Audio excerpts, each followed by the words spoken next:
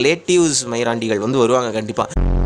உள்ளே வந்துட்டு உங்கள் வாழ்க்கையில் வந்து முக்கால்வாசியான விஷயங்களை டிசைட் பண்ணுறது அவங்களா தான் வந்திருப்பாங்க. பிகாஸ் ஏன் அப்படின்னா வந்து அவங்க வந்து உங்களை விட ஒரு ஸ்டெப்பு தான் வந்து அஹெடாக வந்து வச்சுருப்பான். அவனுக்கு ஆல்ரெடி இஎம்ஐ எல்லாமே இருக்கும். மன வெளியே பார்க்குறதுக்கு வந்து அவன் ஷோ ஆஃப் பண்ணிட்டு இருப்பான். ஸோ அப்படின்னு இருக்கிறப்ப வந்து உள்ளே வந்துட்டான் அப்படின்னா வந்து அவன் என்ன சொல்லுவான் அப்படின்னா, பசங்களை இதை படிக்க வை, அதை படிக்க வைக்காத, பசங்கிட்ட அது கொடுக்காது, இது கொடுக்காதுன்னு சொல்லுவான்.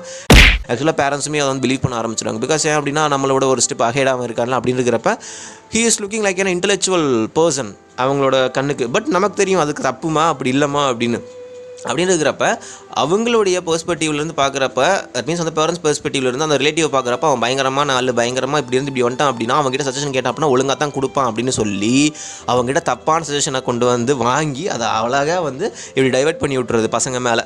பொறுக்கிப்பைய இந்த பாரு அவர் சொல்லிட்டாரு, நீ இந்த காலேஜில் போய் சரி இந்த போய் பண்ண, அதை போய் பண்ண, அது ஒழுங்கான சஜஷனாக இருந்தால் பரவாயில்ல. அவனோட இஷ்டமயத்துக்கு பண்ணுவான். அவன் குழந்தை எப்படி இருக்கும் அப்படின்றதெல்லாம் அவன் பார்க்க மாட்டான். ஆனால் வந்து சப்போஸ் இந்த மாதிரி விஷயங்கள் வந்துருச்சு அப்படின்னா வந்து சஜஷன் கொடுக்குறத முந்திட்டு வந்து நிற்பானுங்க.